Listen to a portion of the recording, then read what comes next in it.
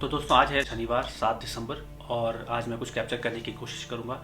कल संडे है लेकिन कल आसमान ख़राब रहने की संभावना है, तो मैं कोशिश करूंगा कि आज ही मैं कुछ ना कुछ कैप्चर कर लूं ताकि मुझे कुछ सेटिस्फेक्शन मिले और मैं आपके लिए भी कुछ कंटेंट लेके आ पाऊँ। तो मैं कोशिश करूँगा कि जो मेरा आरसी स्कोप है इससे मैं कुछ कैप्चर करूँ आज यूनिक सा, शायद कोई गैलेक्सी वगैरह। तो अभी मैं टारगेट हंटिंग कर रहा हूँ, मैं कोशिश कर रहा हूँ कि मैं कुछ टारगेट ढूंढूँ, तो मैं देखूँगी कौन सा मैं एक्चुअली मैं कैप्चर कर पाता हूँ। हेलो दोस्तों, मैं हूं रमेश, मैं हूं टिहरी गढ़वाल उत्तराखंड से एक एमेच्योर एस्ट्रोनॉमर और एक एस्ट्रो फोटोग्राफर, और स्वागत है आपका टिहरी स्काइज में। टिहरी की इस खूबसूरत लेकिन सर्द रात में हम होने वाले हैं एकदम तारों के बीच में। लेकिन क्या आप जानते हैं, जब हम चीज़ों की प्लानिंग करते हैं तो कुदरत कुछ और ही सरप्राइज लेकर आती है। You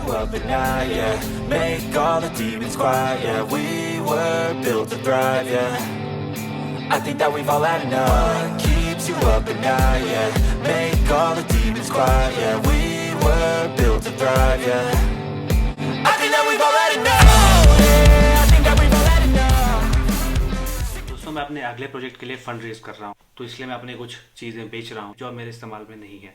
जैसे कि मेरी ये एक्सप्लोर साइंटिफिक की 130x600 OT है। अगर आपको ये खरीदनी है तो आप मुझे मैसेज कर सकते हैं, आप मुझे इंस्टाग्राम में DM कर सकते हैं, आप कहीं भी मुझे पूछ सकते हैं और मैं ये बेचने वाला हूँ।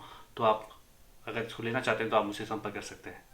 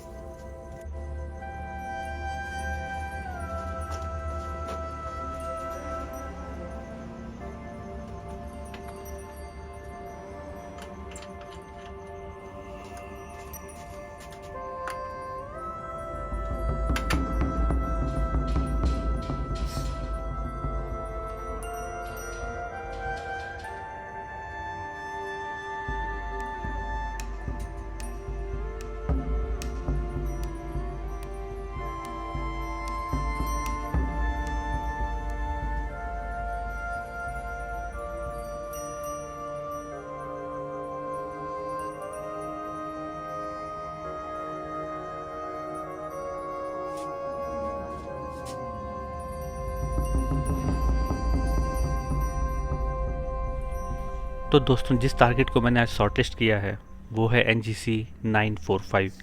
ये गैलेक्सी हमसे 200 मिलियन प्रकाश वर्ष दूर है और बहुत ही सुंदर गैलेक्सी है।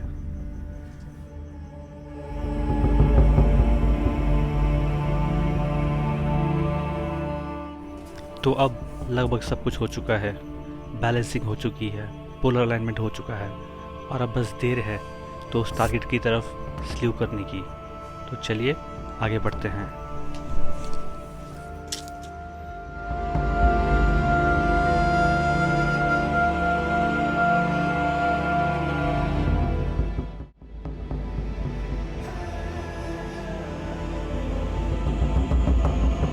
देख सकते हैं कितनी सुंदर सी गैलेक्सी है।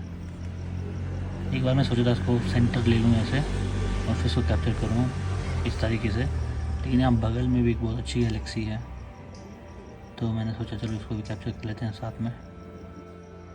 अब मैं इसको यहाँ से सीक्वेंस में डाल दूँगा ताकि ये खुद ही प्लेट सॉल्व कर ले, खुद ही मेरे टारगेट को सेंटर भी कर ले और खुद ही मेरा सेशन शुरू कर ले। तो दोस्तों, एक समस्या हो गई है कि मैंने अपना टारगेट सीक्वेंस में लगा दिया था, लेकिन अब मैंने देखा तो वो प्लेट सॉल्व ही नहीं हो पा रहा है क्योंकि वहाँ पर स्टार्स बिल्कुल नहीं है या वो क्षेत्र एकदम स्पार्स है। इसलिए जो प्लेट सॉल्विंग जो सॉफ्टवेयर है उसको वहाँ पे स्टार नहीं मिल रहे हैं। मैंने प्लेट सॉल्विंग के लिए ही एक्सपोजर चेंज करने की भी कोशिश करी, गेन मैंने 150 से 200 तक बढ़ा दिया, लेकिन उसको स्टार्स ही नहीं मिल रहे हैं। मैंने 10 सेकेंड की इमेजेस निकाली, 30 सेकेंड की इमेजेस, यहाँ तक कि 60 सेकेंड की इमेजेस सिर्फ और सिर्फ प्लेट सॉल्विंग के लिए ही निकाली, लेकिन फिर भी वो प्लेट सॉल्व नहीं हो पा रहा है। शायद उस तरफ स्टार्स बहुत कम हैं या फिर वहाँ पर काफ़ी ज़्यादा हेज़ हो सकता है आसमान में, इसलिए वहाँ पे प्लेट सॉल्व नहीं हो पा रहा है। तो अब मेरे पास प्लान B है, अब शायद मुझे अपना टारगेट चेंज करना पड़ेगा। हवाएं बहुत चल रही हैं, इसलिए मेरी गाइडिंग काफ़ी अफेक्ट हो सकती है। ऊपर तो बहुत ही हवा चल रही है, इस झंडे से आप देख सकते हैं।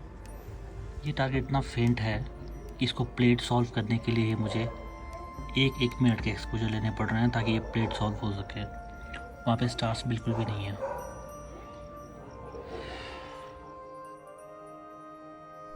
तो अब दोस्तों मेरा प्लान है NGC 1042 को कैप्चर करने का। ये भी एक बहुत ही सुंदर गैलेक्सी है जो कि उसी डायरेक्शन में है, थोड़ा सा हटके है उसे कुछ 5-10 डिग्री आसपास, और ये हमसे 60 मिलियन प्रकाश वर्ष दूर है। बहुत ही सुंदर गैलेक्सी है और ये काफ़ी अच्छी फ्रेम होगी अगर ये कैप्चर हो जाती है तो। इसको मैं इस तरीके से कैप्चर करूँगा, ऐसे फ्रेम करूँगा और फिर अपना सेशन लगा दूँगा। तो दोस्तों मैं आ गया हूँ अब नीचे और मेरा प्लान भी फेल हो गया, और कारण है मेरी याददाश्त। मैं इतना ज़्यादा भुलक्कड़ हूँ कि मैं भूल ही गया था कि पिछली बार के सेशन से जो मैंने L-Enhance फ़िल्टर मैंने अपने कैमरा में लोड किया था उसको मैंने निकाला ही नहीं था। और क्योंकि L-Enhance फ़िल्टर एक नेबुला फ़िल्टर होता है और वो स्टार्स की लाइट्स को काफ़ी डिम कर देता है, इस वजह से मेरा टेलीस्कोप कोई स्टार्स ही डिटेक्ट नहीं कर पा रहा था और प्लेट सॉल्विंग फेल हो जा रही थी इतनी डीप फील्ड में। तो ये एक समस्या थी। तो फिर मैंने सोचा कि चलो अब मैं उसमें ज़्यादा छेड़ाखानी नहीं करूँगा, अपने इमेजिंग ट्रेन को चेंज नहीं करूँगा, ना तो फ़िल्टर चेंज करूँगा, और मैं अपना टारगेट ही चेंज कर लेता हूँ। नहीं था जो मेरा प्लान सी भी नहीं था वो करने वाला हूँ। कभी कभी एस्ट्रोनॉमी में ऐसा भी होता है। तो अब आप देखेंगे कि मैंने अपने टेलीस्कोप को स्ल्यू किया है ईस्ट की तरफ को, जहाँ से कि टाइडपोल नेबुला निकल रहा है।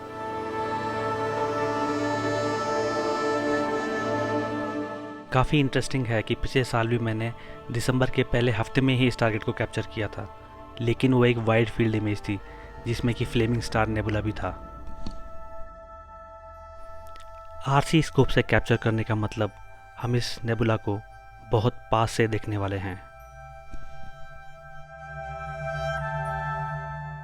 टाइडपोल नेबुला यानी कि IC410 ये एक एमिशन नेबुला है जिसमें हाइड्रोजन और ऑक्सीजन का ग्लो इसे एकदम खास बनाता है।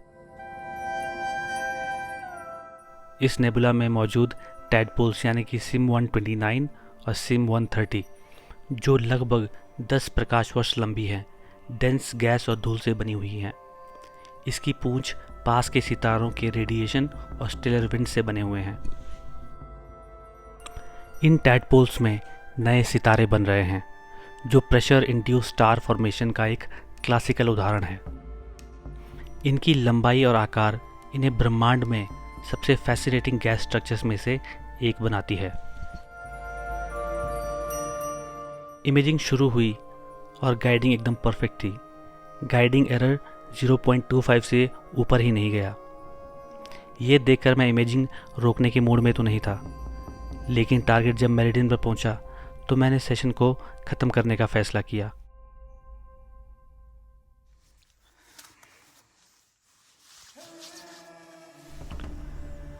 रात के लगभग 12:30 बज चुके हैं। ठंड भी बहुत ख़तरनाक है, लगभग 3 डिग्री तापमान है। गाइडिंग बहुत अच्छी चल रही थी, लेकिन मैं अपना सेटअप बाहर नहीं छोड़ना चाहता। अब फटाफट से फ्लैट फ्रेम्स लेकर अपना सेशन समेटता हूँ और ये सब नीचे लेके जाता हूँ।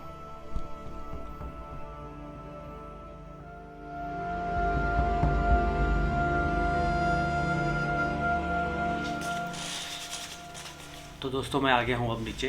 तो देखा आपने, कभी कभी एस्ट्रोनॉमी में आपकी सारी योजनाएं धरी की धरी रह जाती हैं, लेकिन जो हासिल होता है वो इन बदलावों के बावजूद भी बेहद अद्भुत होता है। ये रात एक यादगार अनुभव बन गई। टाइडपोल नेबुला ने मुझे ये सिखाया कि ब्रह्मांड की सुंदरता तब और भी गहरी हो जाती है जब हम इसे अपनी उपेक्षाओं से परे देखने की कोशिश करते हैं। तो दोस्तों मुझे उम्मीद है कि आपको ये वीडियो पसंद आया होगा। अगर पसंद आया तो प्लीज़ लाइक करें, सब्सक्राइब करें, अपने दोस्तों के साथ में शेयर करें और उस बेल आइकन को ज़रूर दबाएं ताकि जब भी मेरी कोई नई वीडियो आए तो आपको समय समय पर मिलते रहे। टिहरी गढ़वाल के इस आसमान से मैं रमेश आपसे अगली बार के लिए विदा लेता हूँ। सितारों के इस सफ़र में आपसे मिलते हैं अगली बार।